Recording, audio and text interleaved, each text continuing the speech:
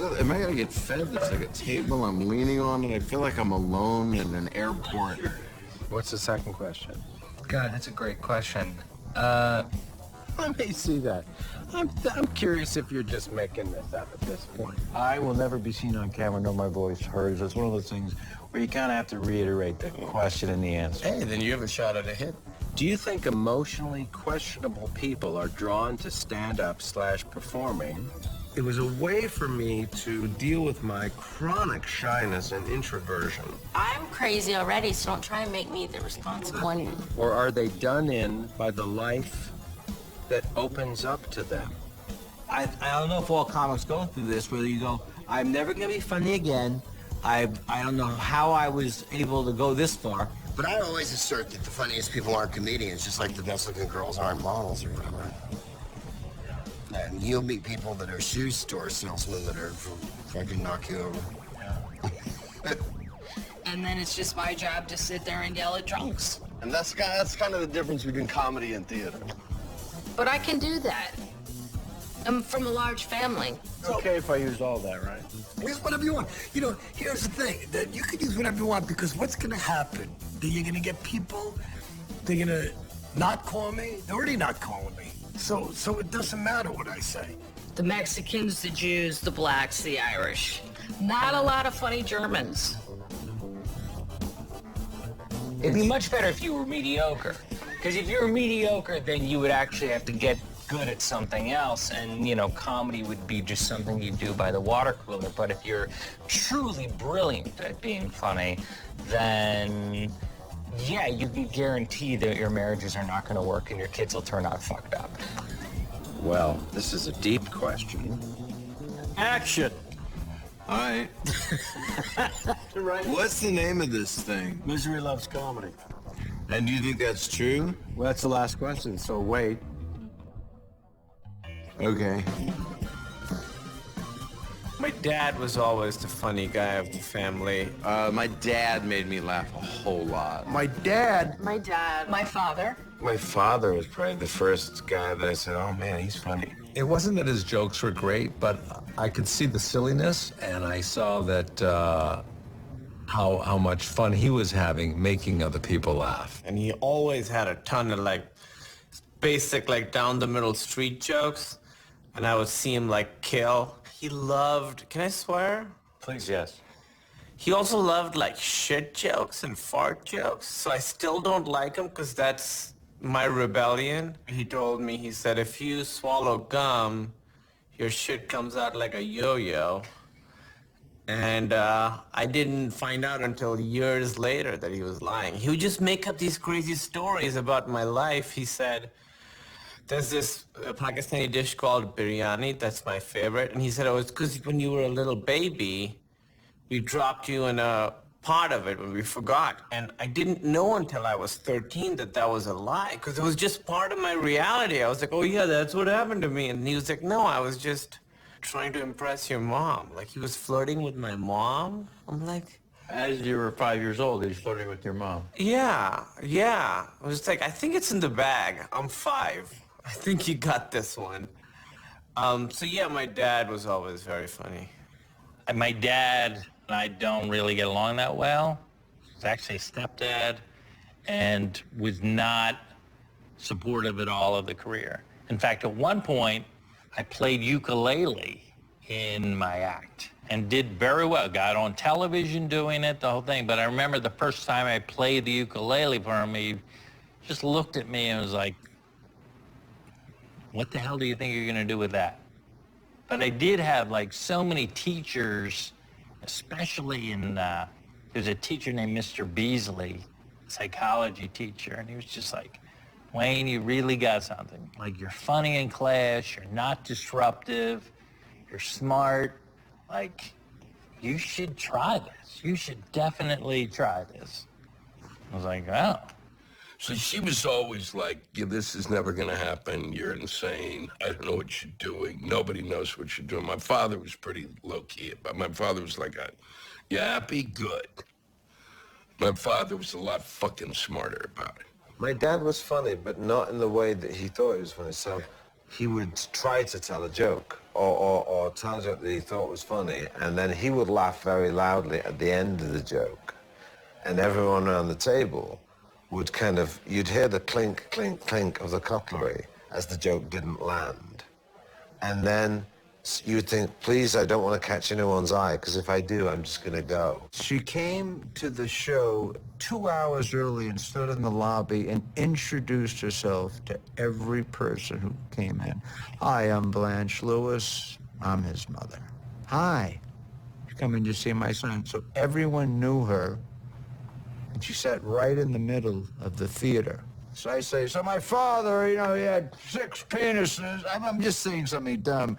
And she would literally, I don't want to get out of shot. She'd stand up and go, oh, Bill never had 6 penises. How dare you? It was absolutely the oddest show. Because they all went, boo, you're putting your dad down. Well, no, it was a joke before she showed up. HBO used to do a thing in Bryant Park where you face the library and they would have comics on stage, live, and no censorship during afternoons in the summer. My mother and father happened to be in for that, and the place is packed. And it's spectacular to be able to yell the word fuck and throw it out and have it hit the library and bounce back at you. It's like heaven. And the crowd was great. And we finished up and my mother goes, oh my God, they really do like you.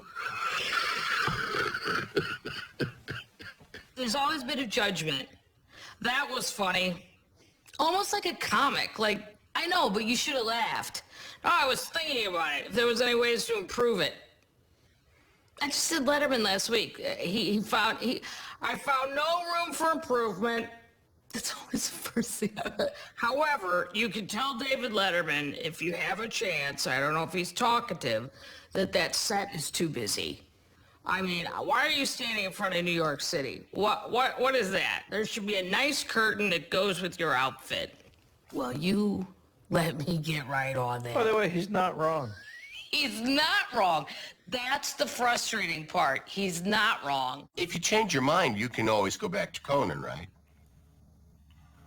I mean, that was literally within the 10 seconds of his first reaction was, when the world beats you to shit, you can come back with your tail between your legs, can't you? And I said, yeah, but that's not really kind of what I'm focused on right now, Dad. Now, one could make the case that he was right. I came crawling back after being chewed up and spit out by this goddamn town. But I would just like you for once to go, that was great. But there's always a criticism.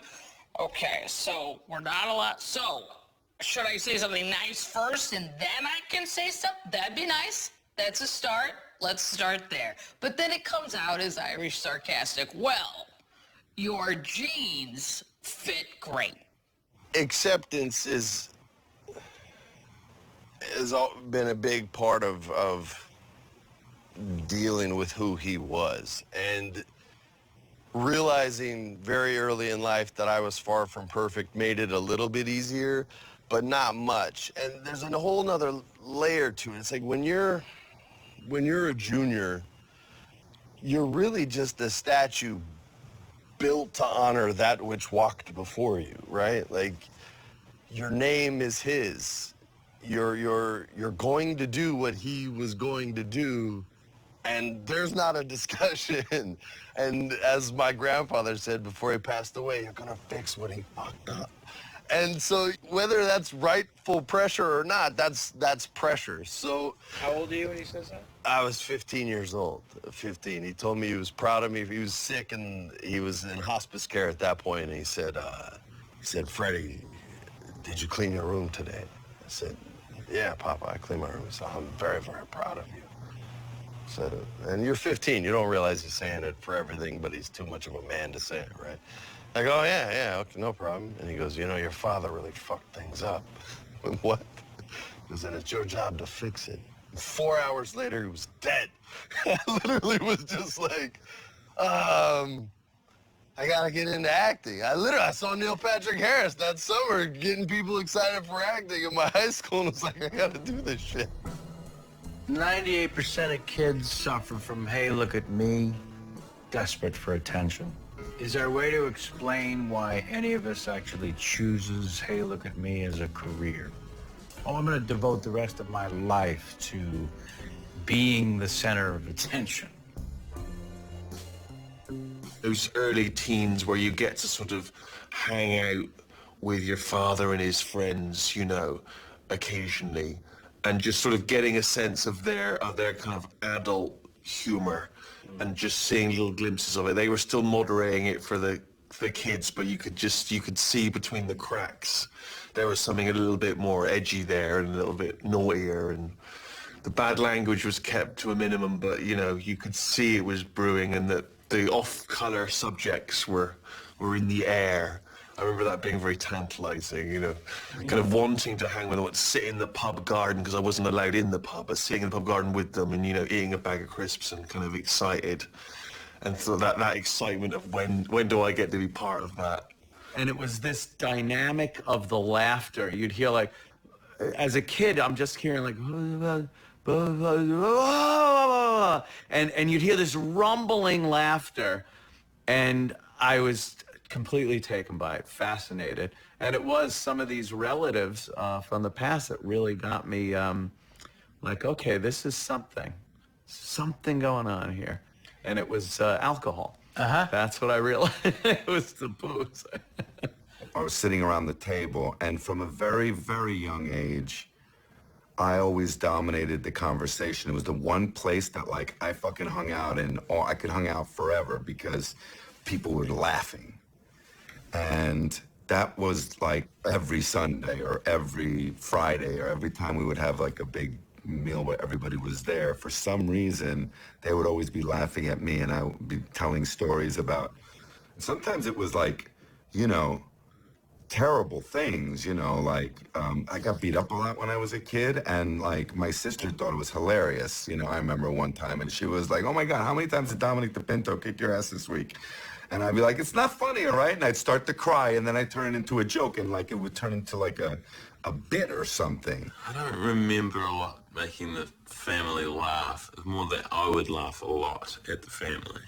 Yeah, I would laugh a lot at my uncle's jokes and comedy shows and things like that. And it was the feeling of that made me interested in comedy, I think. Right. It was quite a while before you consciously made the decision to try to make a joke. Yeah. Yes. How much later? How old? My first joke was I was a late joker. My first joke was at 21. Seriously? No, I don't know. I just like telling stories. I would have my family sit around, and I would be like, guys, I have this story. You have to hear it. And they'd be like, ugh. And I would just make up a story as I went along, a horrible story just about like fake, like animals. I'd be like, so this rabbit just was in the forest, and they were just like, we know you're making this up as you go along, and it's not good. And my dad would film it, and then we'd watch it, and I'd be like, oh my God, this girl's gonna make it. So it was definitely, for me personally, because I really don't know about kids on purpose, but for me personally, my narcissism and thinking that I deserved attention was reinforced by my parents. Every kid makes up knock-knock jokes, but it takes kids a long time to understand it. They'll still try it. Right. They'll make up their own rules, and they're funny because they've got the idea wrong. You know, I actually was a very, very shy kid. And I don't think I was funny until I left home. And so that's when my parents are still surprised. They're like, what is happening? Why are you on Letterman? There's something about family and that connection. And then to have that secret kind of sense of humor together where the same goofy shit makes you laugh. Like, everyone loves my dad's political stuff and his serious sledgehammer stuff. I love his goofy shit. I love the little moments where he's just got a phrase in between even two bits and he'll just say a little something about Uncle Fred or something, or Steve or Dave, just a little something. And that's like the humor we shared, was that little stuff. And I do have a memory of, I guess it was like junior high. I think we were at Gelson's. First one's Gelson's first came out. And we decided to do, it just came up, a whole produce section in gibberish. We had an argument over the tomatoes in gibberish. We ended up singing some sort of gibberish folk song together and just improvised and played. And for me, that's like one of my most joyful moments with him. It's the fun part about being a dad, because there's nothing funnier than a little kid really hitting it right. And so my son, I remember, as he would try to do a joke in the room, when he was like 5, he'd try to do a joke, he'd look at me, it didn't land, did it? I'm like, no, it didn't land. It didn't land. Take your desk, take your chair, sit in the hallway. And I'd sit in the hallway of an elementary school. And people, teachers would walk by and they go, "Why are you out here?" And I go, "Because I killed him there." If you were making a movie about somebody who became a stand-up comedian and you put this into it, people would go, "It's a little on the nose." The only way I could get attention as the fifth of 6 was to do my bits. And literally my dad would have his friends over, and I would get out of bed and come down, "Do Nixon." And I would do it. I was 7, 8 years old. I mean, there's an old picture of me, wearing Groucho glasses and, holding a bottle of booze. And, they used to have a little bar area in their den, and I'd go back there. I'd try to what he used to tell me to do is like, because he sold appliances, he was always on the cutting edge of things. And I think he was one of the first guys to have his television in a wall. So the TV in the den was in the wall, and the closet was behind it, so the back of the TV was there. And I would go in the closet and I would stand behind the TV, and my grandfather would go, "You're on the television. I see you on the television." He's a very funny fella. There was a moment when I was little in elementary school when I realized I'm not good at sports, and this is a daily humiliation. They would pick sides. I'd get picked last after the girls, after disabled kids, and it happened every day, twice a day, in gym class and at lunch. And I just remember putting rocks up my nose and pretending I was a slot machine and having people like pull my arm down and then opening my nostrils so rocks fell out. I don't think that made me any cooler, but at the time it seemed like a good strategy to distract from the fact that I was not a good soccer goalie. And then I started doing impressions of people, around the same time, like junior high. And that's the first time I ever thought of myself being funny that way. Probably around when I was 15, that's when I realized, like, I'm good at this. I can do this. I just annoyed people endlessly from then on. It was just way too much fun. And I couldn't understand why people would be upset. Like I was pretty relentless. So I could even just pick one person out from the crowd of kids, and I would try to crack that person and make them laugh, I knew if I could make this kid Damien laugh, that everyone would be like, "Oh yeah, he killed." But I thought I was a nice kid. In my heart, I looked at myself as a nice, sweet kid. So when a guy would frown or,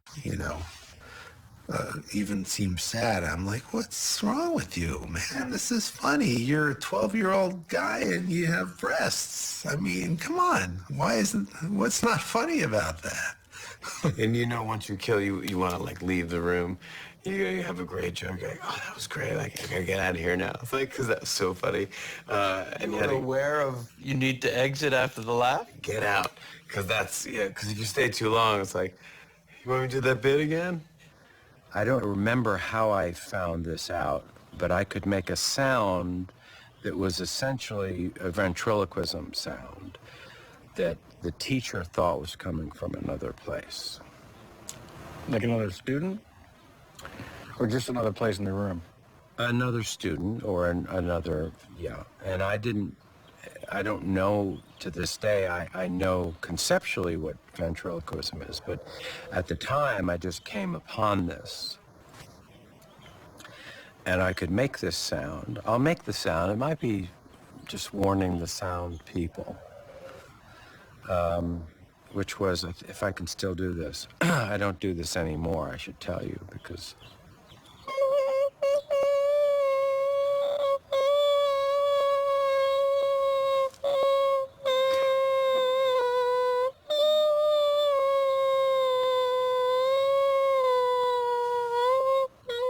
so, what the hell? The teacher would do that, and the teacher would throw a kid out, not me. It wasn't really even for attention, because I wasn't getting attention. It was more for, I guess I couldn't come to grips with the idea that they were trying to teach something. I would go to where they were with an enormous tape recorder from the AV squad. And I would lie and say it was a real radio station. And when I got there, a child, had just shown up. And they would realize they got duped. But they would talk to me anyway because they were really nice. And I would just say to Seinfeld, how do you write a joke? And I would force him to walk me through it. Or I interviewed Harold Ramis. How do you write a movie?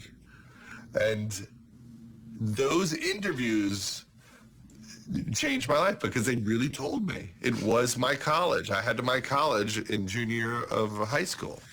I was just so obsessed. So I thought, I'm going to try to interview every original writer from Saturday Night Live. So I interviewed Al Franken and Tom Davis and... You can't just call these people up. Well, what would happen is someone would be nice, like Alan Zweibel. I'd interview him, and then he would take out the phone book and say, I'm going to hook you up with this person. And he would start giving me all the phone numbers. And I was obsessive. I was always trying to get Andy Kaufman, but I couldn't get him because at the time he was down south wrestling. And I would call his management office and they would say, we don't even know where he is. He's off the grid. He was off the grid before there was a grid. And then I was watching Richard Pryor with my parents on HBO. It was live in concert from Long Beach. And that was when I knew, like, oh, that's what you do with being funny. And I remember being amazed that my parents and I were enjoying the same thing so much. That's the first time I can remember me saying that's what I want to do as far as it related to my family. I mean, as far as my own quirky, weird shit, I mean, I've been a little pervert my whole life. I've had that whole weird addictive personality thing since very, very early childhood. And being funny was just it was also a way to balance out people picking on you. Nobody fucked with you if you were funny because they were scared you'd mock them. It's the one thing I could do to a football player that he couldn't do to me. I started doing drugs when I was 15. I started doing drugs heavily. So I went to rehab when I was 16. And I got out of rehab, and like all my friends that I hung out with just ignored me. They never called me anymore. I lost my entire friend base. So my grades were so bad that I took theater to get an easy A. I'm like, it's the easiest A I can take. So I do that, and I do a monologue that was comedic. We would put on plays for the entire school, and it was like super Def Jammy, so like people would like boo and like throw stuff and we did this play that we had written, and I was one of the leads, and I came out and just completely had the entire theater just destroyed, rolling, like just murdered with this character. And like to the point, I mean, people were like lost it. And my teacher was just like, I walked off stage and she was like, there's way more here than you're seeing. She's like, you gotta like, so I joined an improv group and just started like getting into comedy. But it kind of like comedy took over for what the drugs did for me. I just was so obsessed with drugs, and then that was gone, and so I just completely threw myself into comedy.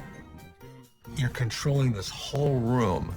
You're like a drug dealer. You're giving them this drug that's making them feel really good all at once. From the time I was a kid and I got addicted to people looking at me, it's like the reason I want to do that for work is because you get addicted to that feeling. You get addicted to that immediate high. I mean, that's why people become addicted to sex or drugs or alcohol, because it gives you what you want or what you think you want. And with this, it's a healthy way to get love or whatever it is that we call it. But it's a constant, it's like an adrenaline. You know, there's nothing like getting a laugh from people. It's a really weird, addictive high, whether it's on a stage or just it's a weird power thing, which there's no other way for me to achieve that. There's no other way for me to feel that, and nothing else can compare to that. So what kind of job would I do?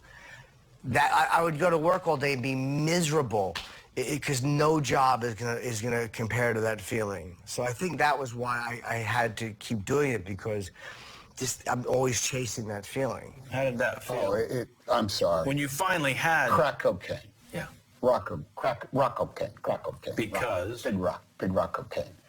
Because when you're alone and you're solo up there and you can modulate them and you get the laughs and you can build on it, you can go back and forth, and the power of like calling back something and having them, it's like you're the one-man show, and the adrenaline and blood shoots through your head in a way that I think is identical to crystal meth. Yeah. I would do gigs. I would do a shot at 12:30, and at 4 o'clock in the morning, I still can't figure out why I'm not asleep, because it had just shot through. You know, the adrenaline shoots through you.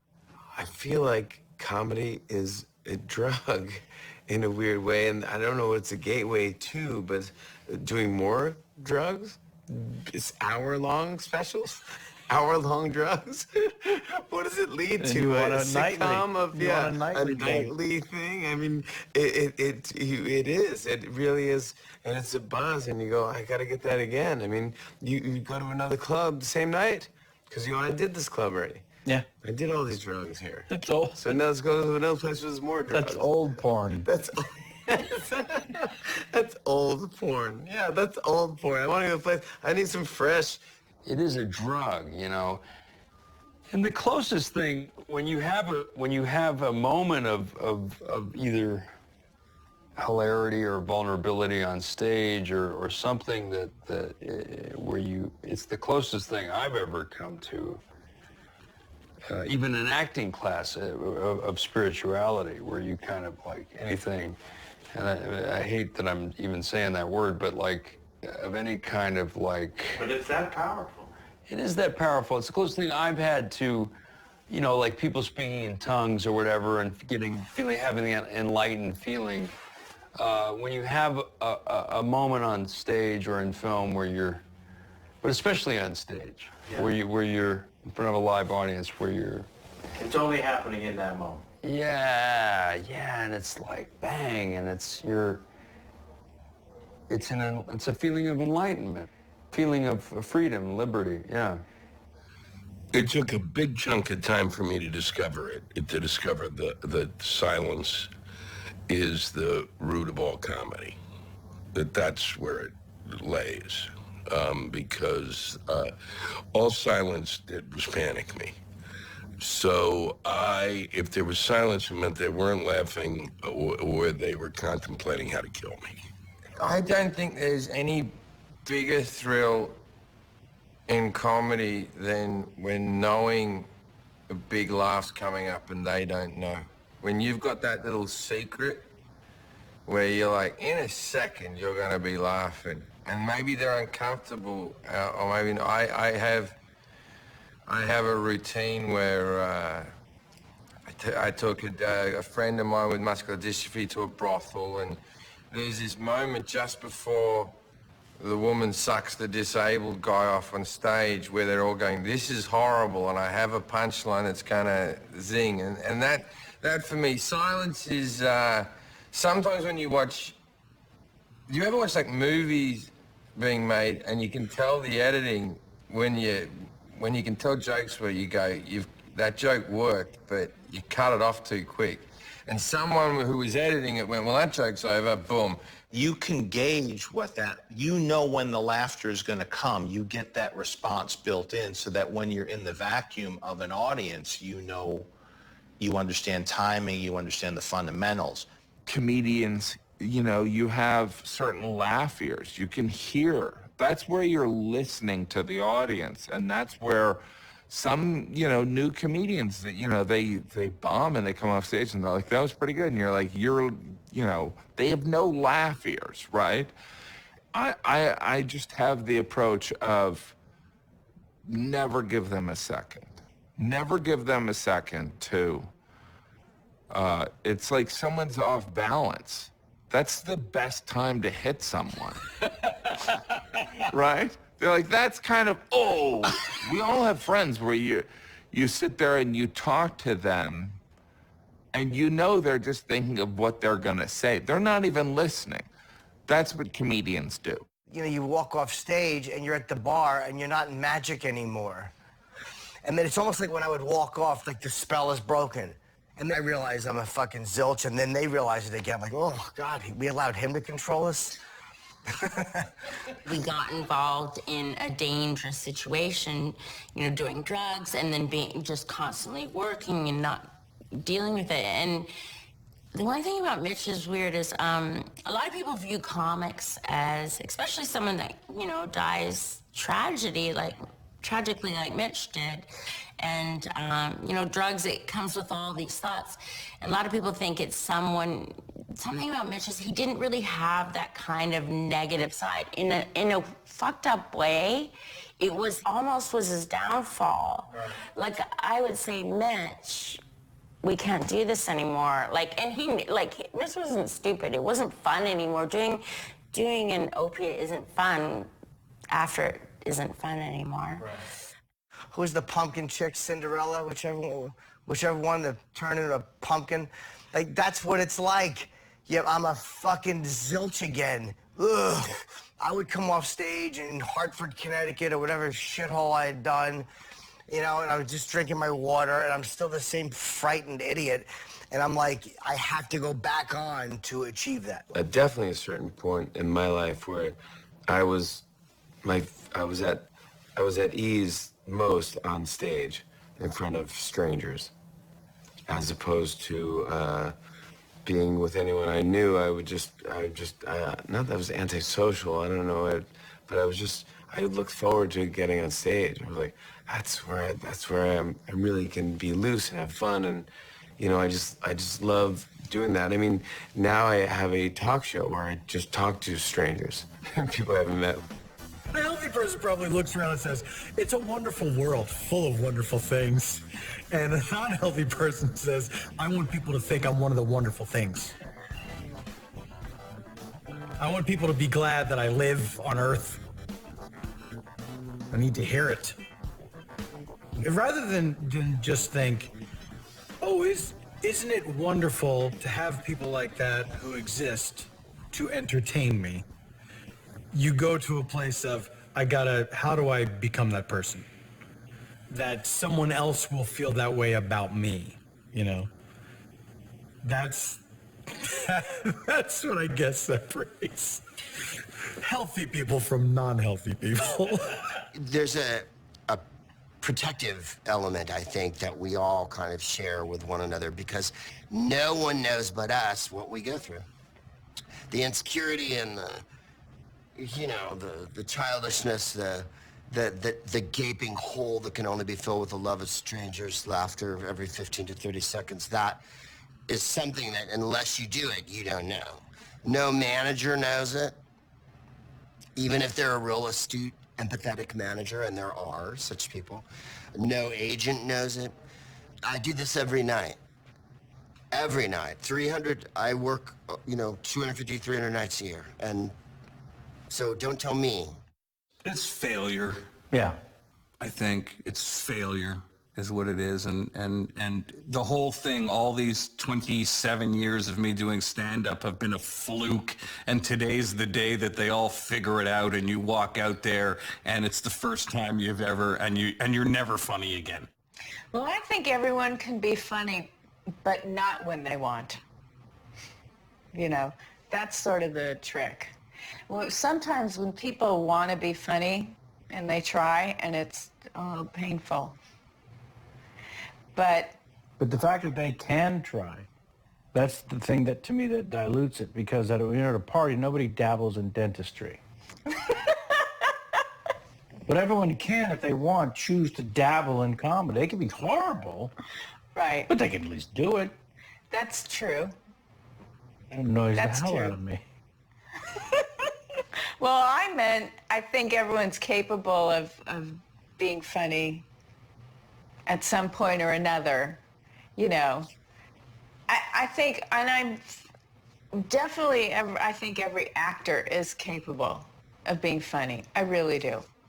The first person from my real life that made me laugh really hard, Dan Rather, I guess, is the first guy who really made me sort of have that I think I'm going to throw up laugh when he switched from suits to sweaters.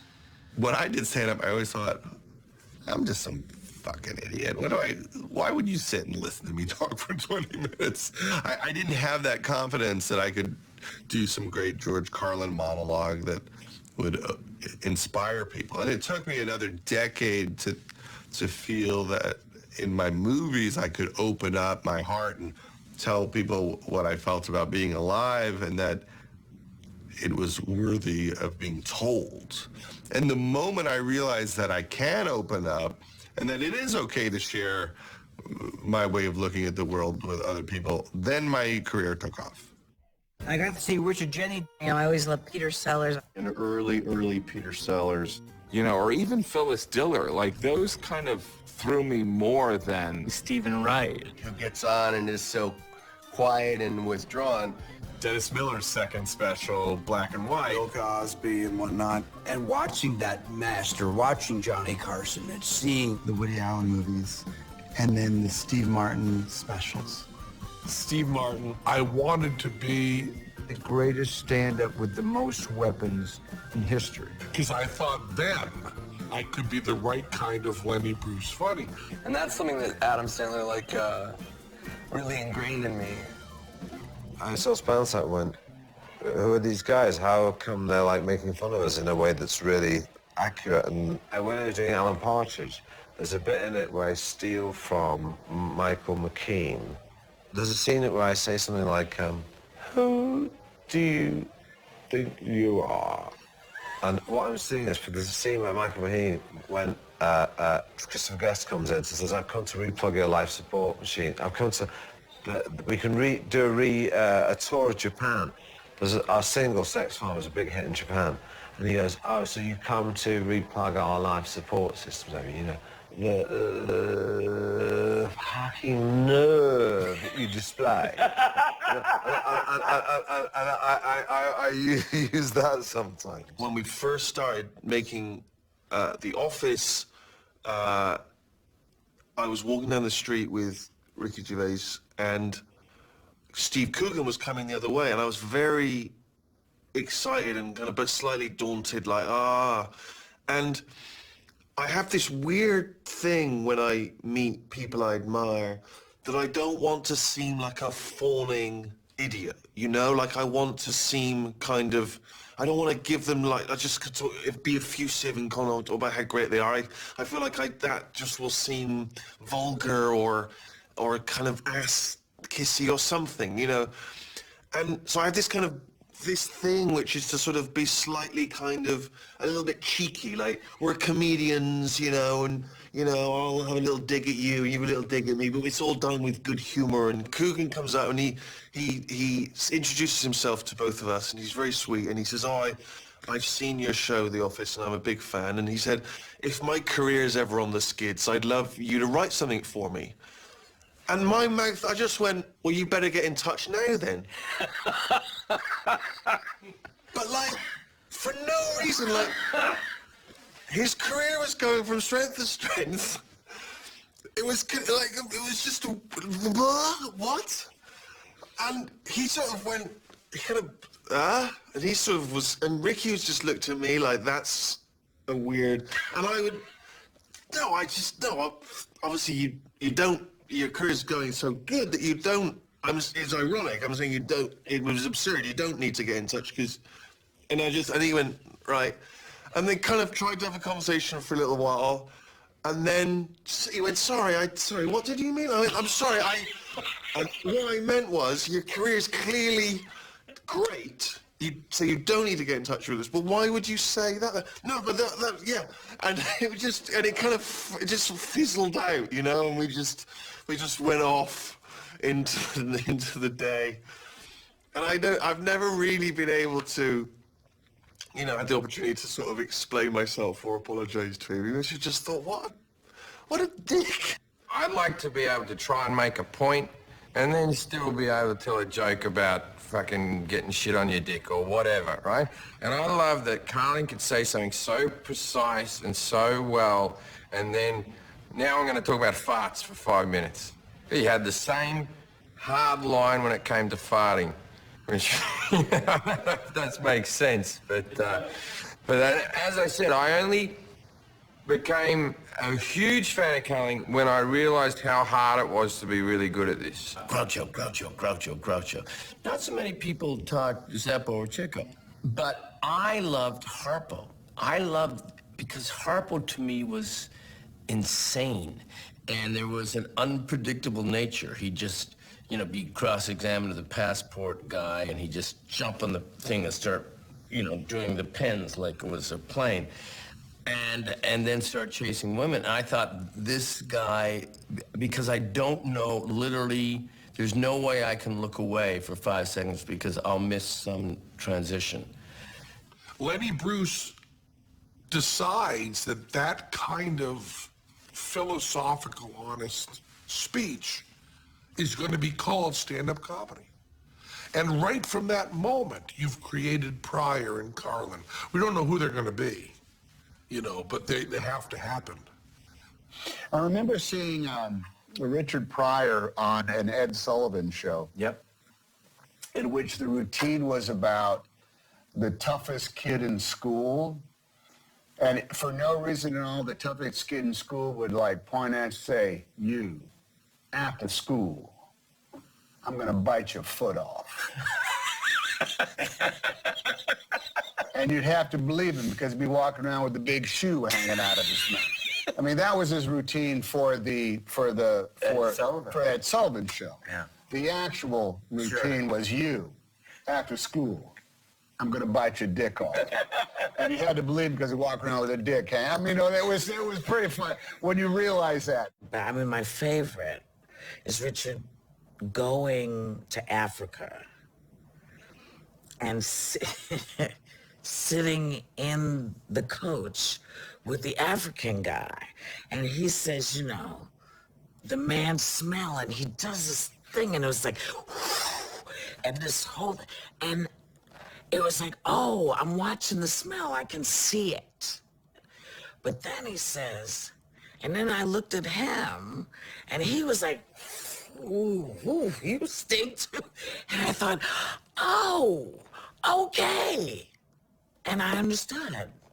Richie Pryor, who had a big acting career, did his greatest acting in his stand-up, where he would break your heart and involve you in story. I mean, you know, and you can see it in his concert films. It's extraordinary, realistic acting. And with movies, he just didn't give it that kind of dimension that he did to his stand-up. Richard was in love with Pam Grier, okay, like every guy was in the 70s. And he got his hands on an old tape of some of my dad's stuff that wasn't so funny, that wasn't that good. They sit down and Richard says, oh, I got some stuff. Y'all gotta hear this. This is some great shit. And he starts playing some of my dad's old material, and my dad's getting hot, right?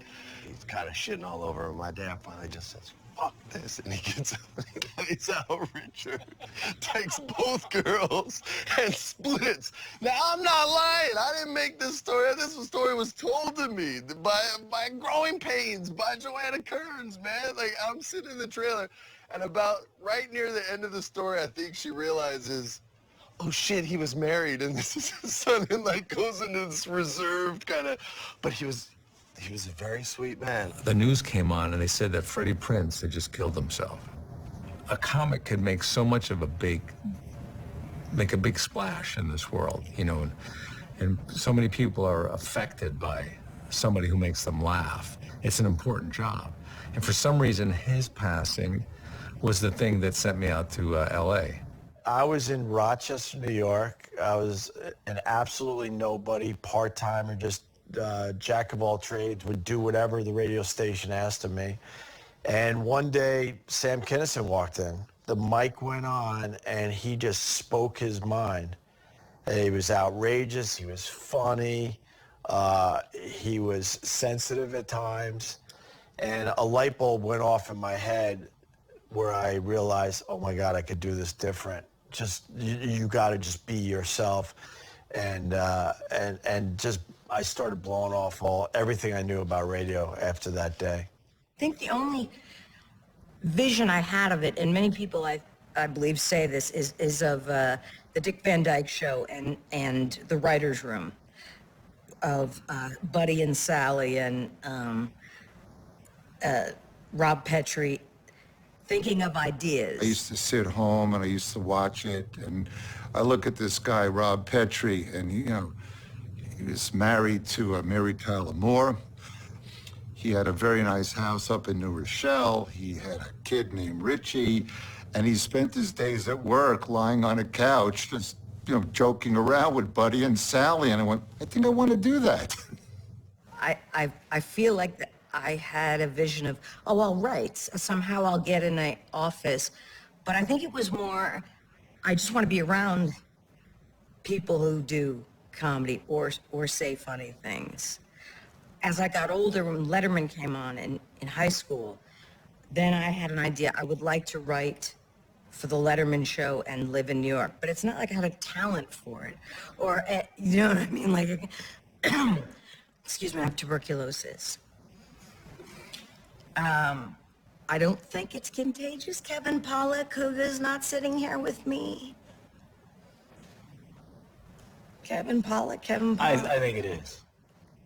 No, it might be. Contagious. I might have to take the waters. It took me 3 years to get on stage for the first time. And the reason why I finally got on stage was that there was a contest. It's always a contest. So the prize was a check for $200 and the opportunity to perform at the DC Improv. The thing that I worried about when I first started doing stand-up was whether or not I was crazy enough to be a comedian, because I didn't really understand what being a stand-up, I was doing sets in comedy clubs for almost a year before I realized there's guys that you haven't even heard of who don't have a day job, who are just doing comedy clubs. I didn't know that was a thing that could happen. I thought, I'm going to the club where Robin Williams started, and someone's going to see me like they saw him, and then I'm going to be in a TV show. That's what I thought was going to happen. And I said to the club manager, I said, I want to do this again. When can I do it? And they handed me a mop, and they said, well, there's no spots available, but if you run food to tables and sell tickets and things like that, then we'll keep you in mind for fallouts and cancellations. And so I kicked around the DC Improv for about 3 or 4 years. And eventually I was opening for people like Brian Regan and Jake Johansson and Mitch Hedberg and these incredible comics who taught me everything about comedy. It's about immersion. It's about living. Like when I worked at the DC Improv, I was there all the time. I was there the nights I worked. I was there the nights I didn't work. I went to every show. I saw comedians who were nothing like me. I saw Larry the Cable Guy and Rodney Carrington, people who you think you have nothing in common with, but really comedians have everything in common. Cab driver, paralegal, private chauffeur, you know, stuff like that. And I'm lost. I'm a lost soul, you know. In New York. Yes, a lost soul. Parents beside themselves. What are we going to do? Yes. At the university. I would overhear conversations that were heartbreaking, you know, terrible. About you? Yeah, about me, yeah. Oh, you know, what are we going to do? What's he going to do So with himself? They send me to a psychiatrist, Sure. you know, and so I take the subway to Brooklyn to the psychiatrist, and you know, what do you go? What is it? You can't do anything for me. No. So then I don't know how or why I thought of this, but I decided to take an acting class. When I saw Bob Odenkirk and David Cross for the first time, I was like, oh, they're doing what I could do. That's my sense of humor, and they're making a living at it. Maybe I could do this. I always assumed no one, because I grew up as a terrible nerd who was considered to be ugly and undateable. So, Chapter 1. So I used humor, but when you are ugly and undateable, the thing that people say to you when you're trying to be funny is stop trying to be funny. You're not funny. At 25, I saw other comedians doing the stuff that I thought I was funny at, so I did it. And within a week of performing comedy for the first time, I now was a comedian. And I told people I'm a comedian, and people went, oh, that's why you act the way you act. Oh, you're funny. We do come from the misfit island of toys, so we should be kind of weird looking. I try and communicate that to my children. I'm like, there's nothing wrong with being weird. You know, it's a very strange, because I wish someone would have told me that, because I feel like that's something culturally that we kind of toss around, but really being different is good. So I guess, yeah, and I know this has been talked about before, and it's a lot more open in society. I know Jonathan Winters talked about it in the 60s, but being in a psych ward, that was just, to talk about that, that was a really, I felt very ashamed of that. And then to now, in stand-up, you say it the first time, and it's like, your voice is kind of steady, Yeah. And then, 10 times in, it's like, so you're in the psych ward, as you do, and you get so much more relaxed about it. And then finally, it's like, you can talk about it with anybody. Yeah. And that has been a real gift to me, to that the art form allows, is you can talk about anything. I'd like to go on. On a Saturday night? On a Saturday night. He said, who are you? I said, I'm in the audience. He said, have you ever done comedy before? I said, no. He said, no, you can't go on. He said, you have to audition, Yeah. I don't think I got into it because I was essentially narcissistic or even that I was looking for love. I feel like I got into stand-up because, I needed to be seen. And I thought that, that stage, I can do whatever I want. Whatever I want. The only context is you should get laughs. Should. That's even conditional, depending on how much you're being paid. And if you're not being paid at all, you can do whatever you want. You can yell, you can spit, you can tell people to fuck themselves. It's great. You can do that publicly, in front of you. But I think that, like, for me, it was just a matter of, like, I felt that I had something to say, and I thought that comedy, for me, when I watched it when I was a kid, I was like, these guys have a handle on things. They can take life and just, turn a few phrases, and, like, they got a handle on it. And you learn things, you see things in a different way, and they seem to be, in control of this horrendous, hurricane of bullshit that comes at us every day. And I think that's what appealed to me, is like, how can I get a voice that somehow can manage life and be seen kind of like I exist and I have things to say.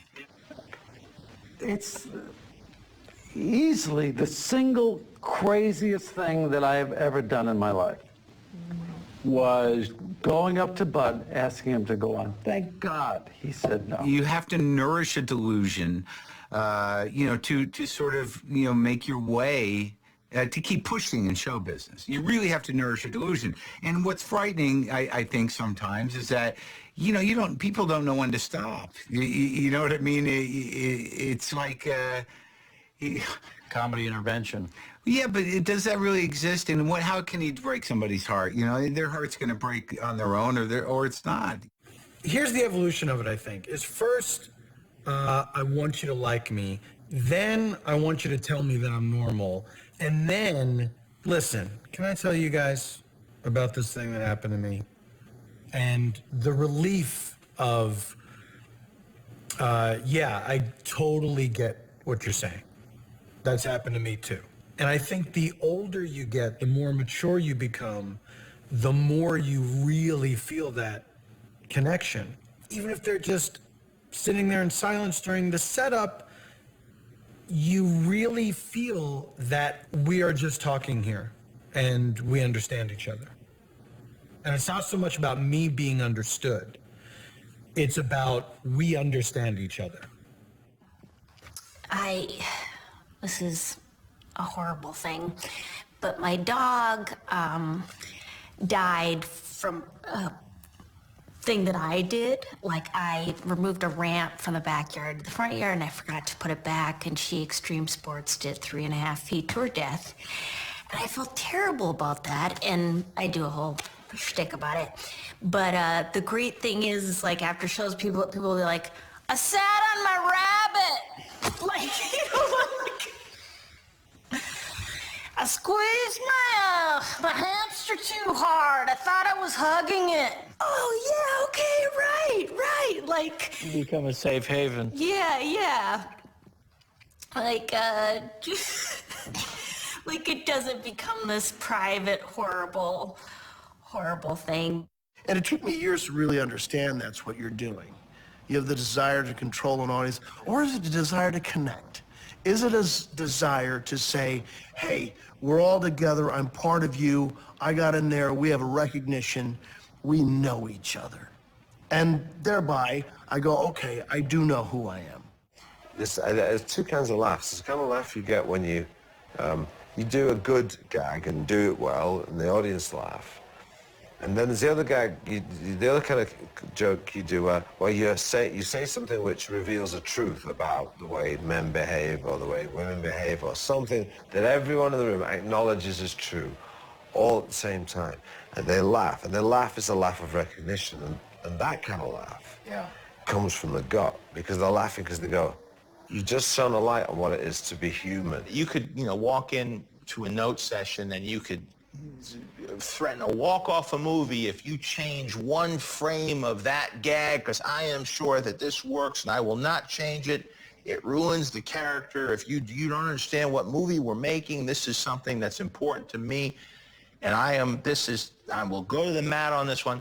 You show it to an audience. If it doesn't get a laugh, you're back in the air. Okay, let's blow this thing up. What do we do here? Let's recut it. Anybody have any ideas? And that's, I guess, our greatest success is creating that image in their brain, if it's a story piece, and they can see it, hear it, taste it, smell it, and then boom, the fireworks go off. Every comedian will tell you the most entertaining show to watch is your good friend who you know is really funny on stage, struggling. Bombing so hard, but I had to keep doing the impression.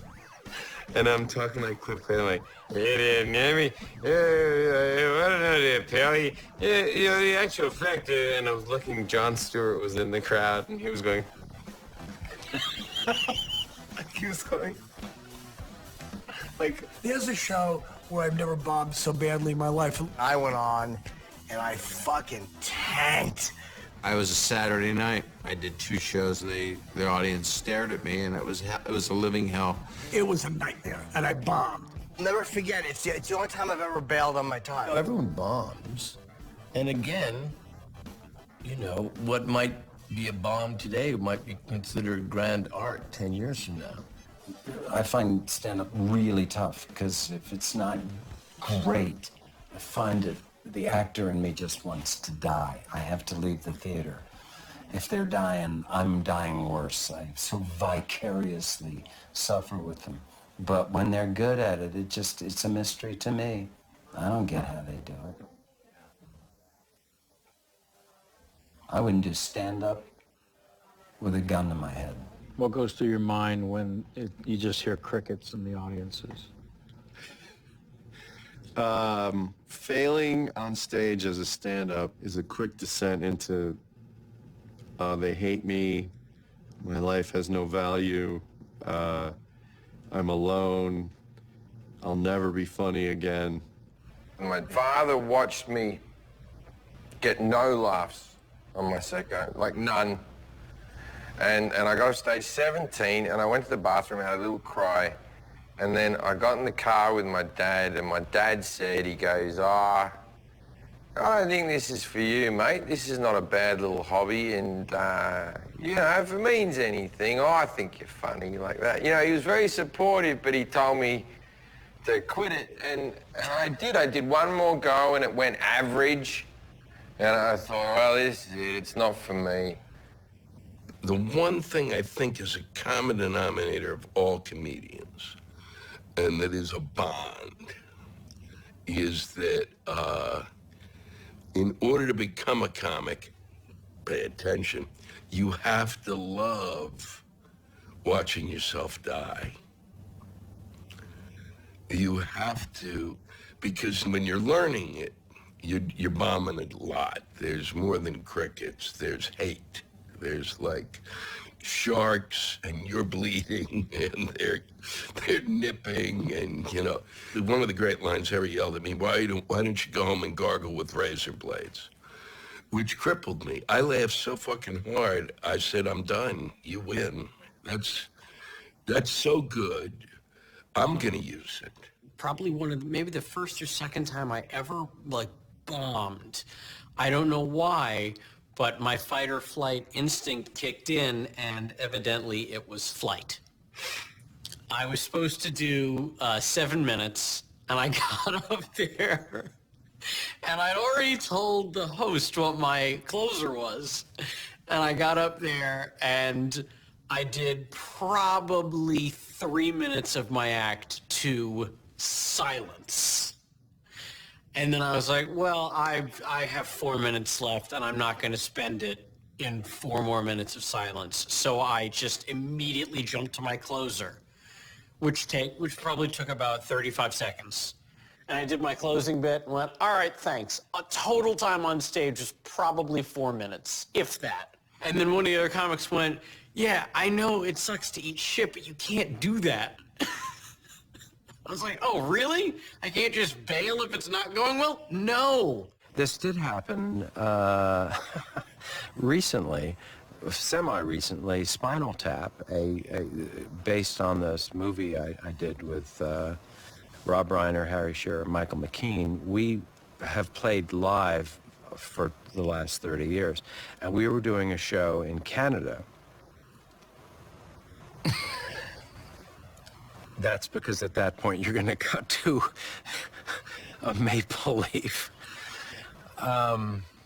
We did a live performance and it was nothing. I mean, zero. There was no recognition. Ladies and gentlemen, please welcome Spinal Tap.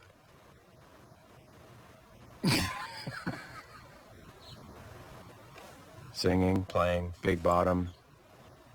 Jesus. And then we said, that thing. And it truly was something I've never experienced before or since. The award before me is won by Raul Julia, a brilliant, wonderful actor who had died that year. And the widow Julia comes up to take the award and accept it. And it was an amazing speech, but I mean, people are weeping. And I'm backstage and I go, for fuck's sake, I keep having to do this shit following dead people. Well, the crew backstage is, oh, that's so funny. You gotta say that. You gotta say that. And I went, now, having no experience with this, I go, really? Should I do this? Is like the band said, hey, that's a great joke. You should tell it on stage. So on live television, I decided to go off script. And I come out and I go, the hell is it? On the Emmy Awards, I followed dead Jessica Tandy, and now I follow another dead guy. I mean, the boos and the hisses and the hostility. And I have never produced sweat like that in my life. It was like Albert Brooks in broadcast news. So I go to close up and same deal. I say, well, I'm going to tell you one more thing, then go. Some guy yells out, don't even tell us that, just go. And another sailor, it's a naval base, another sailor stands up and says, leave him alone, I think he's pretty funny. And looks around, nobody's on his side, and he goes, not that fucking funny. Sits down. I do my closing joke to silence, and I say, well, that's it for me. If you see a dick, suck it. And I run off the stage, and the woman has my check in one hand and my jacket in the other, and she says, get out of here. They will kill you. So they literally are chasing, I'm running to my car, and they're chasing me, and it's almost like a horror movie where they never get closer than 15 feet. Like consistently, they're like that. And I get to my car, and there's always that scene in the movie where the guy tries to open up the door, and you think it's bullshit. It's not. I all of a sudden don't know how to use a key, and I'm panicking, and I'm trying to get in my car. And to look at it objectively as an adult, to be in a bar, in a spotlight with a stick that makes your voice louder, like to just demand that attention and to not pay it off and to have the people hate you. I mean, that is a really naked, creepy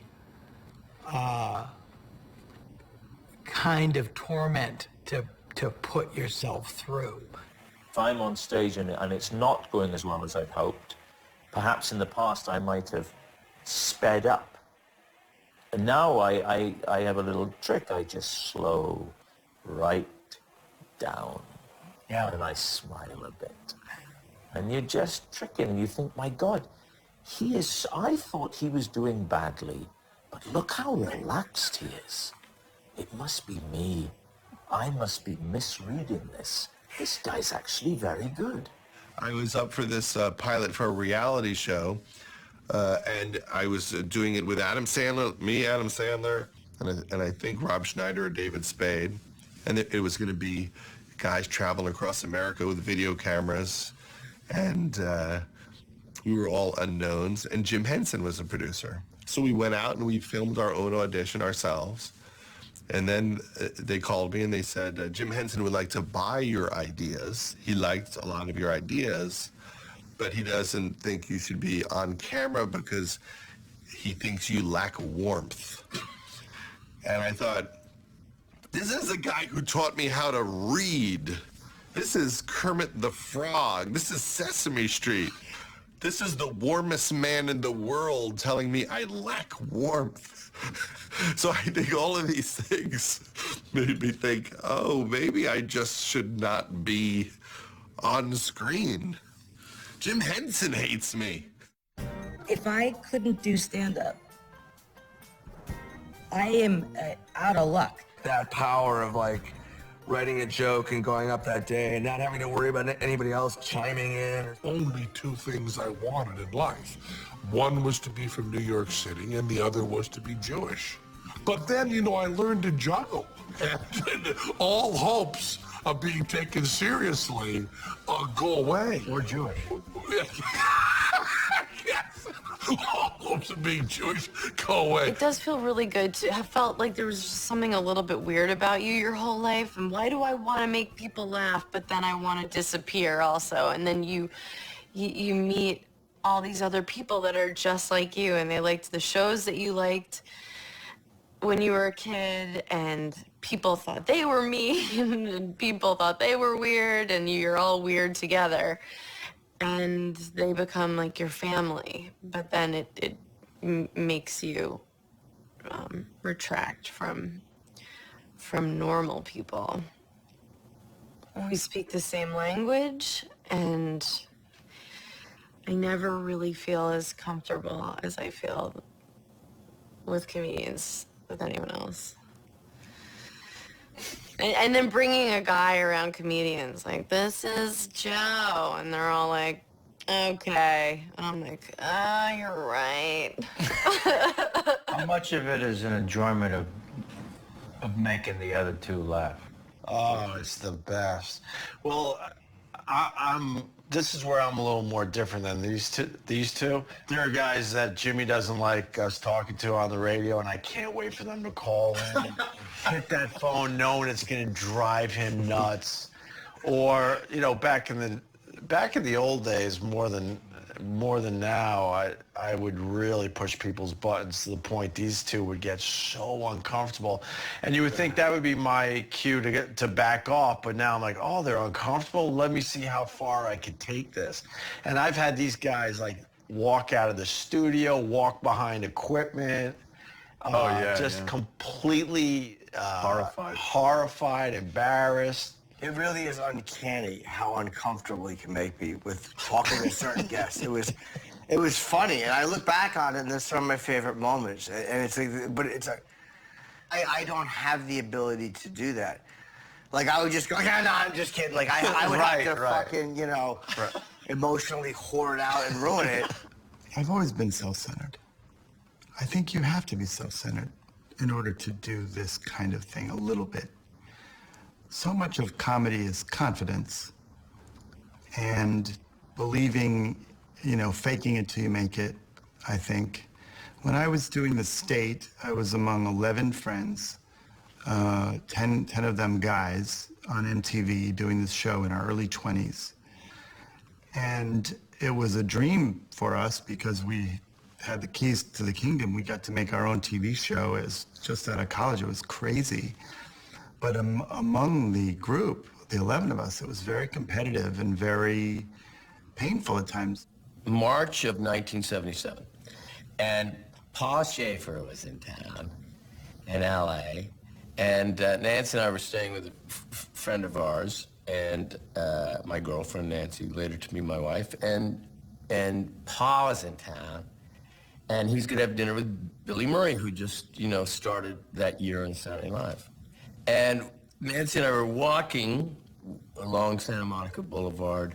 We're going to go to the Sunset Marquis Hotel.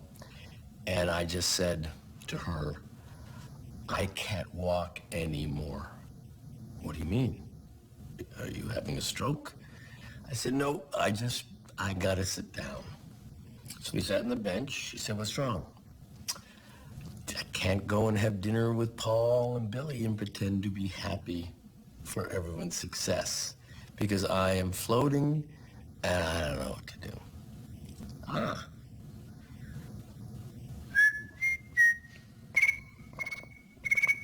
How long do we sit here?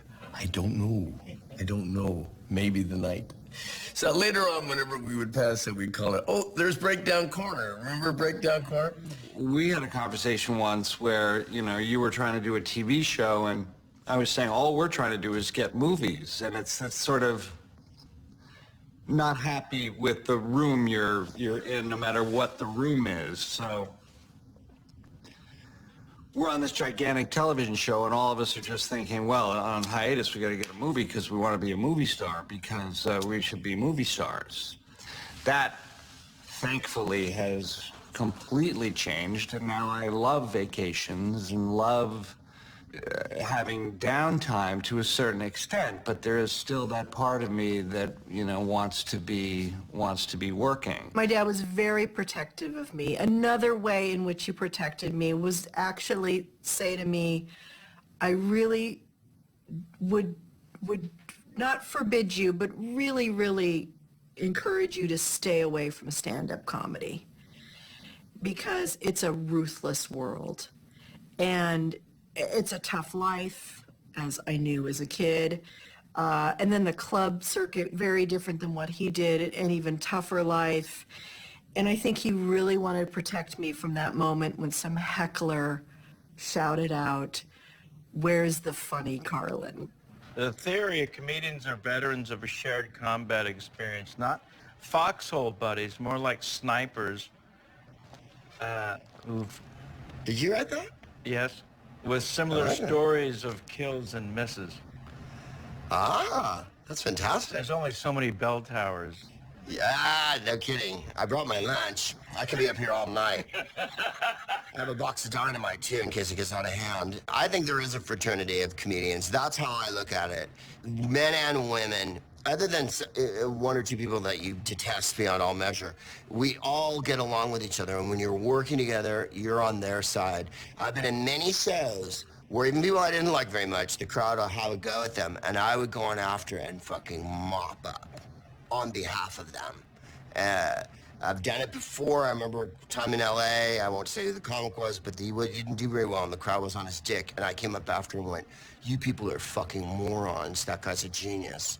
And don't ever, ever do that in my presence again," And then I've had crowds be racist when you're with the black comic to the black comic, and then I'll get up and go, "You're making a mistake. You think that because I'm white, I'm on your side.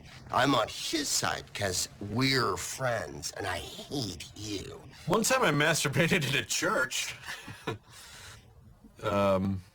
We'll take that. Okay. Yeah. I mean, I was a teenager. It was almost a socio-religious experiment. I'm going to do this, and I wonder if anything bad's going to happen, or I wonder if this is okay, or if this is natural. And then I did it, and nothing really happened. I was like, well, I guess I can check that off the list. I've not done that since then. It was really just the one time. Was it during confession? I didn't masturbate in front of the altar. No, if I had done that, I would have been a serial killer. As I was shaving my whole body. Masturbating in front of that didn't happen. It was, look. I masturbated in a church in the best way that you could have, which was quietly in the bathroom, like it wasn't out in public. Well, I think it's important you clarify, because a lot of us had you in the pews. I was not in the pews. I was going pew, pew, pew, pew, pew, pew, pew, pew.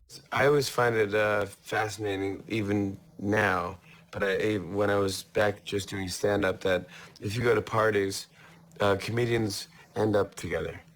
They flock. They flock together, and like you can be at a party, you could be at the biggest, craziest, Oprah's, whatever party, you can be at and all the comedians end up in the same table or in the same And then corner. we get together and talk about the hits and misses. The hits and misses, that's exactly what it is. You get together and you want to hear road stories, and you want to hear like, "Oh no, I know that booker. Oh yeah. Or I opened for that person. Oh, they're the worst," or whatever it is. It's just fascinating. Or you can go like, "Who was that comedian that did remember they did the bit with there was like a midget and and you go, oh, I know who that was, and you just say the person's name. It's like, oh, thank God you're here, because no one else would get you." By the time I got to be 15, the juggling in the show was shrinking, and I was talking more and more. And then I realized, though, after that, that all the jokes these comics were handing back to me were about me. I went, wait a minute, you have to be a hen could figure this shit out. I have to talk about myself. Let's talk about anything but this routine. I don't want to do it. I don't want to say it. I know it's going to work. I don't care. It's worked 1,000 times. I don't give a shit.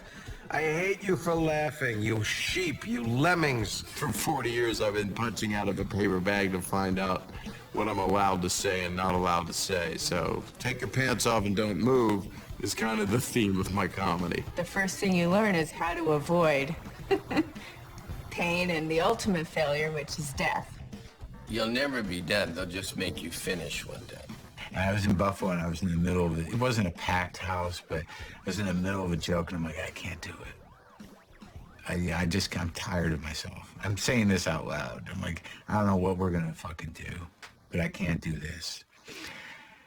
And they're all sitting there like, you're in charge. And they're just looking out at people like, right. Is this part of the act? Yeah, right.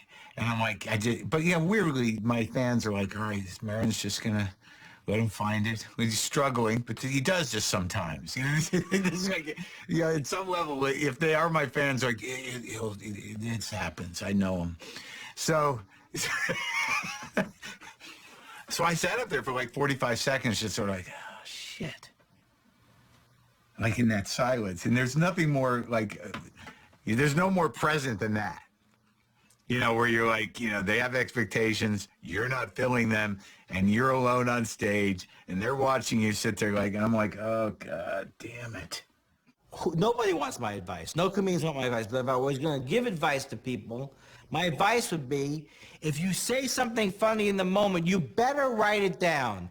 Stop editing yourself. Oh, that won't work on stage, or that was too funny, or I am proud of myself that I write almost every single thing down. Funny, unfunny, laundry lists. I heard a thump, and I looked to the side of the stage, and somebody threw their prosthetic leg on stage with a shoe on it, a hiking boot, and a sock. It was kind of rubber. And the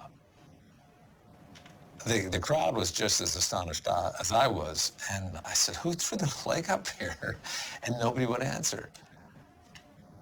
And I think if you're just starting out as a comic, it might throw you. But because I've been doing it so long and I'm looking for something like that, we had a lot of fun with it. I put it up on a stool. We were doing a forensic research on it. Well, from the from the texture of the rubber, it doesn't look like this person works out much. It looks like a male Caucasian leg, about 5'8", about 200 plus pounds. And the audience was loving it. Sir, whose is this? Hop up here and get it. Houston Laugh Stop. It was one of the craziest ever. It just chaos. Like, literally, people beat each other up. Just customers beat the shit out of each other. I was like, wow. I'm ordering beers on stage. No one cares. Just a free-for-all. So after that, I have no plans. Once people start beating each other up, I'm now just another customer. You can be on stage doing your stand-up routine. Because you've done it 50 times already, your mind can slightly wander even as you're saying your act. You're doing your act, the audience is responding, but your mind is actually thinking about other things. You can consciously be in two places at once. You can hear your mouth moving, but you can be thinking, where are we going to eat after this? It's a very bizarre thing. And I remember once being on stage and I just was very aware of the absurdity of the whole situation. Like, not just the fact that I was sitting in front of a room talking, which was weird when you step above it, that seems weird. And that your job is to make them laugh, like a jester, that was weird. But also that it was the pointlessness of it all. And I remember sort of feeling, and then kind of coming back again, back into that moment, and like, oh well, there's nothing else to do. This is as good a thing to be doing at this moment as anything else.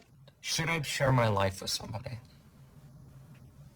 Was I a good enough husband? Can I actually coexist with another human being? Do I tell people that I love them enough? Have I told my parents enough that I love them? Am I honest enough with the people in my life? Am I grateful enough for how lucky I've been? These are the questions that nag at me when I'm in the car, when I wake up in the middle of the night and I'm up from 4 to 6 a.m. And this is the stuff that I end up making movies about. And I think this is the stuff that we end up all writing comedy, writing books, making movies, painting paintings. This is the stuff that finds its way into the work. And if you're not working on that stuff, then you're not really working on anything. I've carried for so many years a chip on my shoulder from my childhood or my working class background that, you know, that when I meet a kid who grew up with cash and he's a comic or something, I'm very dismissive of them.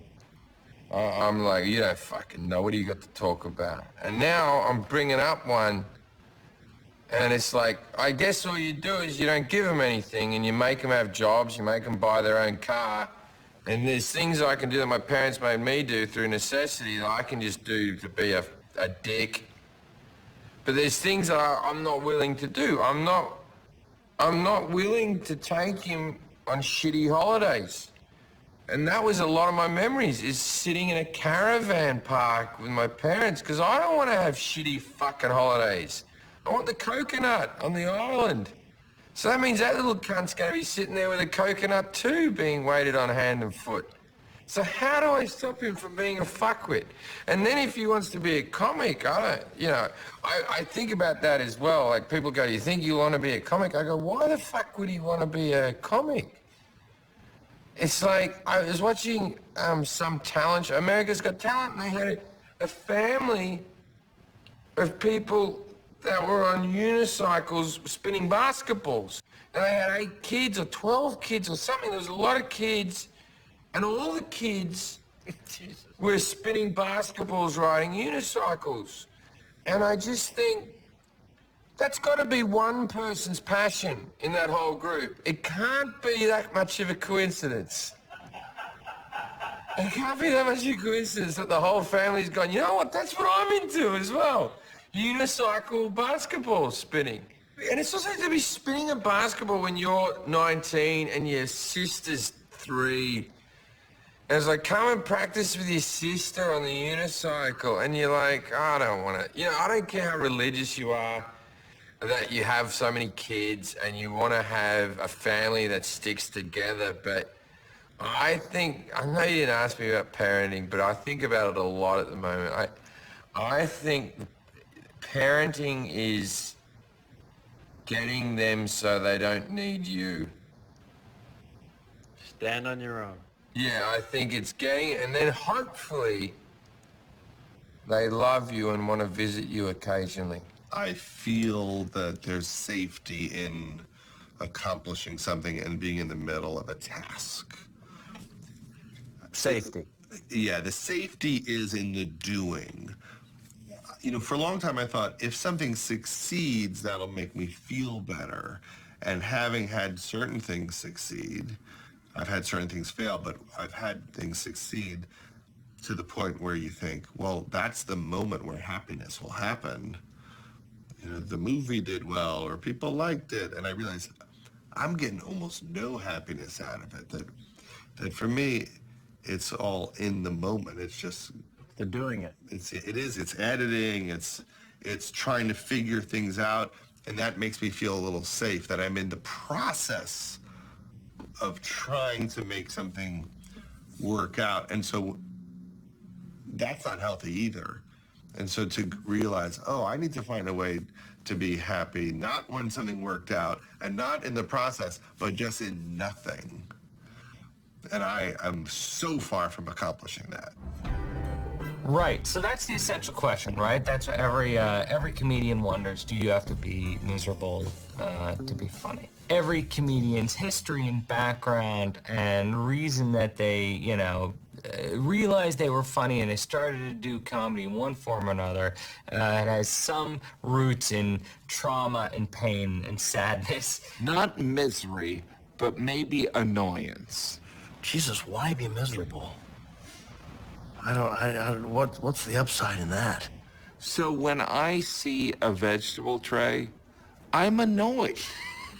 Like, no one wants that. Why are you putting it out there?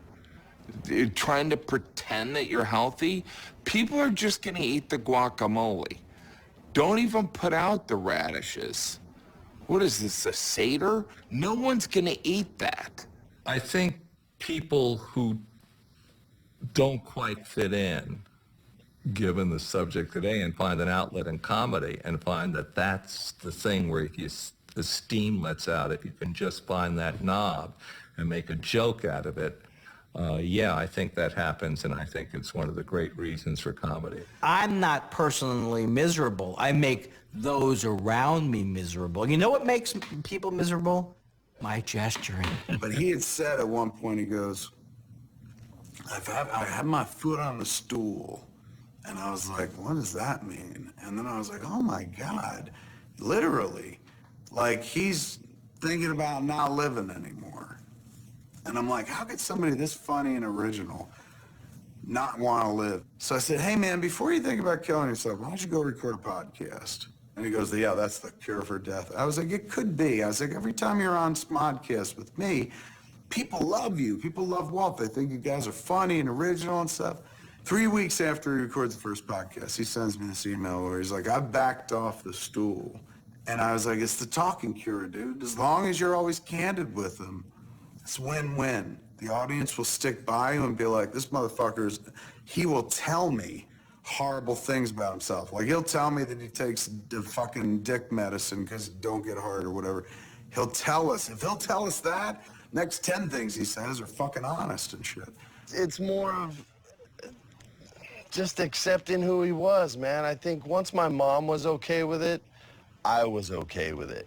As long as I saw that it was hurting her and she was having a tough time on her birthday, that was the day he chose to end his life, you know, then I didn't enjoy any of it. But once I saw that she was more comfortable, and once she saw that I had done what I did and I wasn't going to fall down that route, it's just not in me. I think everybody has that moment at some point in their life of, are people better off without me?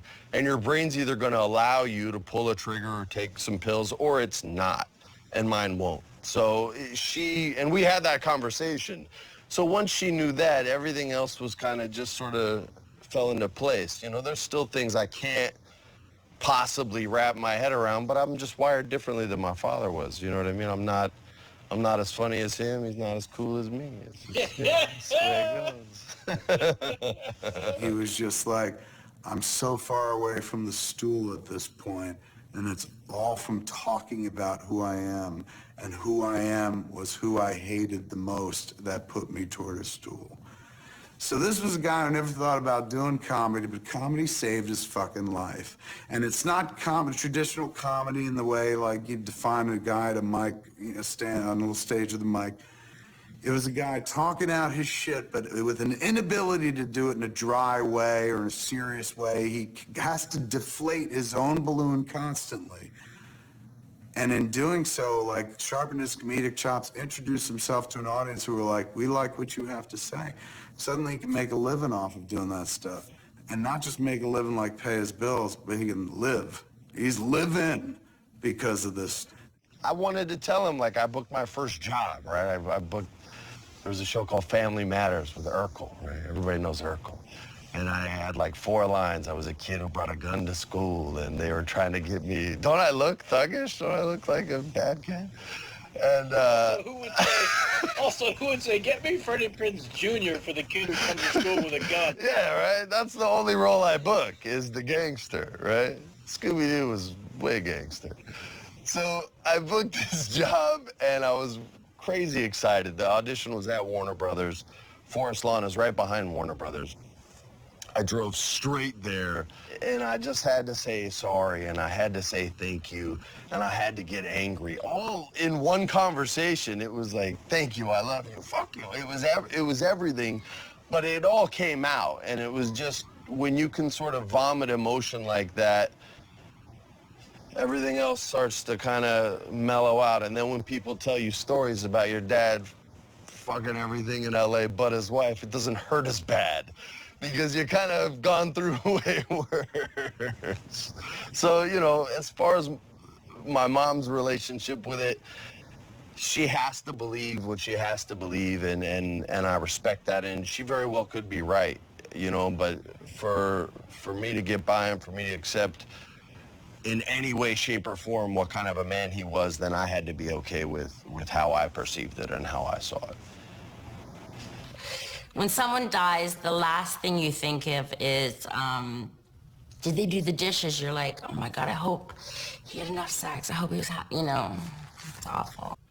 You know, once we started speaking honestly about ourselves and having a point of view and not just being, you know, a type of clown, once comics started to talk out loud about their life and the life around them, people made this assumption like, well, they're all incredibly fucked up. But I think that's a mischaracterization. I think that struggle is necessary, but I don't think misery is necessary. You know, it's an interesting thing. Maybe you have to be insecure to be funny. Maybe that's part of it. You don't have to be miserable, but there has to be something wrong with you. I don't think in theory one needs to be miserable to be funny. But I don't know anyone close to me that's not miserable. The people I know really well that are the funniest are the most miserable. I'm not miserable. I think I'm just indifferent. I'm miserable right now because of what I'm going through with my finances. And at 58, I didn't want to be in this position. And whoever said money doesn't buy happiness, I hope you're fucking dead, because you're an idiot. Because you know what? I'm only miserable because I'm so depressed, because I'm working so hard for so little. But there's a lot of people doing a lot worse than I am, you know? At least you got your health. Whatever Jewish idiot said that, you're wrong. Health is good, money's good. The combination is just great. I've talked about this on stage a lot. I've suffered from depression, been on and off antidepressants for the last probably 10 years or so. And at times I've been suicidal, and not because of comedy, but just, you know, other pressures from the world and whatever. And I realized that happiness isn't all about stand-up comedy. And I've only realized that just recently. And people ask you in interviews, they go, how would you like to be remembered? And I've got to come to terms with, I might not be remembered, and that doesn't matter. The only thing I care about now is how my son remembers me. And if everyone else sort of liked me, that's all right. But as long as he thinks I was a good guy, you know, when my dad dies, I don't think he was just a carpenter. I don't think he's going to be remembered by the whole world, but he'll be remembered by me. And that's, I'm working on making that more important than being remembered as a great comedian. Everyone's miserable. Everyone has misery in their lives. But really, you know, misery is just a form of dissatisfaction. And so maybe, you know, maybe comedy is really just taking dissatisfaction and discomfort and spinning it in a way that helps you deal with it, and then people relate to it. I think you at least have to know misery. I don't think comedians corner the market on loneliness and need for attention, but I think they have to know it, certainly. Yeah. I think that's where it comes from, sort of a fear and a protection of that fear. to this day, there's nowhere that I'm funnier than in a doctor's office. Because I'm a little scared and I'm hilarious in the doctor's office. I bartended for a long time. Let me just tell you, the general public's kind of miserable. I don't think it's because... I think we just have a faster track to misery, and it's more available. I mean, we walk into work, our job, and somebody goes, "You want a shot?" Well, that doesn't happen at IBM. You don't show up at 9 in the morning, there's a guy with a bottle of peach schnapps. "Hey, you in?" So if you are leaning towards any bad habits, this is the perfect lifestyle to engage in. But again, rule follower.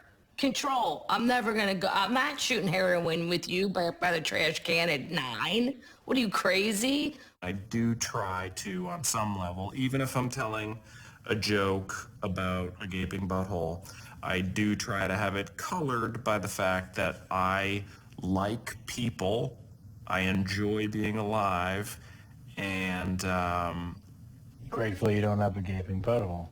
yeah, not yet, you know? You know, the self-loathing darkness, where you wake up 3 o'clock in the morning and kind of go, but this is old Steve Martin bit, where you just kind of like go in, you sprinkle some water in your face, and you look at yourself in the mirror and you say, "What is happening to me? Yeah. Why am I in this hotel?" And by the way, I figured that out 2.5 years ago. Yeah, that's right. That would be 54.5 years of living in self-loathing darkness. So you get past that, and things seem to be a little bit better, don't they? I had a panic attack on stage once that was terrifying because I did not know there was such a thing as panic attacks. The thought of having to be on stage for another 50 minutes and then 2 more hours after that was unendurable. And I walked off stage, and I walked out of the club, and the club owner was in the lobby, and he looked at me and he went, "Who's on stage right now?" And I just went, "No one." And I walked into the men's room, and I just stood in the stall for a minute, and it kind of passed. Then I finally got to the right doctor, who said, "I think you might want to take a pill for this," and he just died. He's like, "Yeah, panic disorder. People have it." My sort of hippy dippy friends would say, like, "You know, you're still feeling the anxiety. You're just masking it with medication." Yeah, yes. That's what it says on the label of the prescription. Masks. In the winter, I still feel the cold. I mask it with a coat. What? Because I'm a coward. I wrote Swingers after suffering from a breakup. That aspect was autobiographical. And through the experience of writing that thing alone in my rented room, I was pouring my heart and soul into this thing. And then by the time I had to perform it, I wasn't really connected with that pain anymore. And then by the time I showed it, there was laughter and the opposite of the feeling I felt in the breakup, because I was now connected with these thousands of people around the world. And everybody who saw it or a screening I went to, now I felt like I was part of a collective. I felt like people understood me, I understood them, and we shared a heart. I've done a lot of plays in Midtown, Broadway, and whatever, and like I'll do the walk. I'll do the 40 block walk, full talking to myself, reliving shit that just happened, having full conversations with people that I wanted to have. Fucking, why the fuck do you keep doing this? Something like that. You know, you want to have that conversation, you don't. You have it with the other guy, and you're like, I swear, tomorrow I'm going to say something. It doesn't happen, but I get it all out, like in 40 blocks, walking and talking.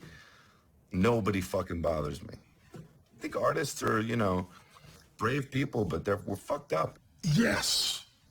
there are really fucked up people in show business. The people that talk about how fucked up people are in show business, have they met anyone that's not in show business? The same pain, the same suffering, the same angst, the same tortures, the same doubts, the same misery are all there. In show business, you show what you're feeling. So yes, they show the angst, but they're showing the angst of humanity, the angst that we all share. If you had a comic that truly had experiences that were outside of the realm of the general humanity, no one would go see them. Right now, I'm still making the decision of, am I a comedian?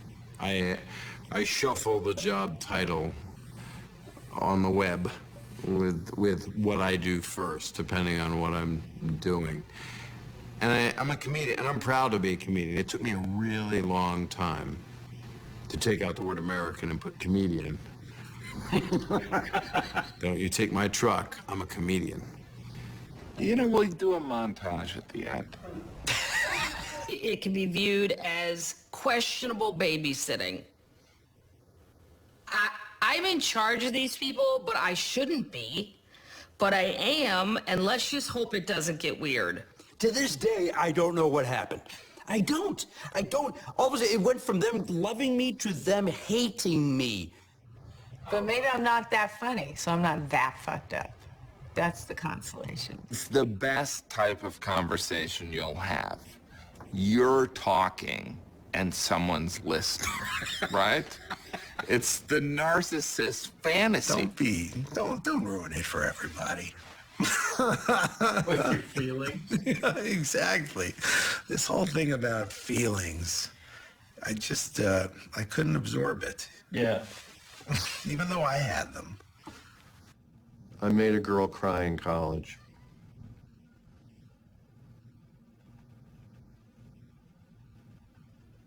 I feel bad. I'm a horrible person. They hate me. This is the end of my life and career. I will never recover. They will never like me again. I'm stupid. It's all of that put together. I used to be a smartass in class, and I get sent to the principal's office, and now You get sent to the bank. I get sent to the bank. If the ego is making the decisions, then you're never going to be satisfied. It's also hard to imagine somebody anywhere near normal writing the great American novel. You know, I think. Exposing the absurdity of life, like its preposterous pointlessness. Not just like, well, it's a powerful drug and you can make a lot of people laugh and it feels great to make people laugh. Comedy can save your fucking life. I think artists are, brave people, but we're fucked up, and it's a difference between like us and the guy who, kills a whole bunch of people. It's not that wide. It's very small. I don't believe you have to be miserable to be funny, but I do believe you have to be miserable to be really funny. I hate to say it. I really do. I just think you're funnier when you're miserable. I think you are. I think it's funny. You laugh at how miserable you were. I think that's what makes you laugh. Because you're just going, oh, that was awful. My life is awful. And then you're like, wait, my life is awful. And they're like, yeah, that was awful and that was bad. And then you're like, you're through your whole Mead notebook of like all these things. Oh my God, that was awful too. And you're excited how awful things were because that feeds you. It feeds the beast. So sadly, I don't know. I think yes, you have to be miserable to be funny. But there's ways you can turn it on and off. And the older you get, you'll figure how to enjoy parts of your life. Yeah, I wish I had a better answer. It's so sad. It's so true. Oh my God. Cut, great, genius, perfect. Perfect. What does everyone say? What does everyone say?